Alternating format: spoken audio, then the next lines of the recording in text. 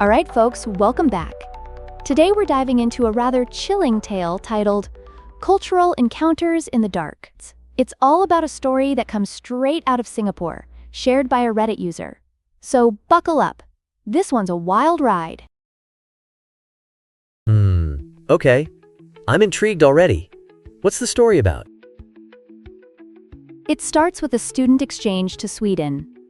Imagine living abroad, making friends, soaking up new experiences, and then your new pals decide to visit your home country. Exciting, right?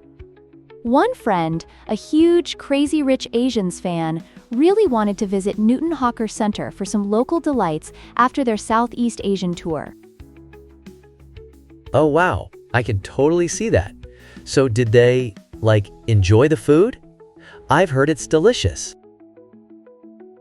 After they finish dinner, they wander into the residential areas and come across folks making offerings for the 7th month. Did you know this is a time for the Hungry Ghost Festival in many Asian cultures?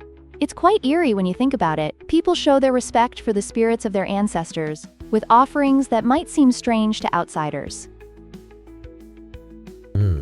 Okay, that's kind of spooky. So what kind of offerings are we talking about here? Well, things like food, incense, and other items intended for the spirits. So, Magnus, one of the friends, looks visibly unsettled when he witnesses a family praying over their offerings. The tension in the air is palpable, but our narrator shrugs it off. It's a cultural thing, right? But then it gets real eerie. OMG, wait, what happens next? This is getting intense. The next day at Maxwell, they talk about it again, and Magnus mentions he saw a man in old clothes eating from those abandoned offerings. Imagine that. You can almost feel the pulse of suspense, like a scene from a horror movie. Whoa, wait, that's intense. So Magnus, he really saw a guy munching on someone's offerings? What the heck? I can't imagine how weird that must have felt.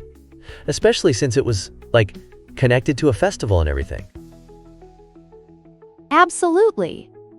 While Magnus is clearly upset by what he saw, the rest of the group is left dumbfounded, not having seen anything strange. It's like a supernatural thriller unfolding before their eyes, with that normal hustle of the Hawker Center hiding a dark mystery beneath. So could that actually mean something deeper? Does that challenge how we see these cultural practices or rituals? It reminds me of my friend who visited Japan during Obon. She said it was so much about gratitude and remembering those who came before us. But, I can't picture someone being haunted by what they saw.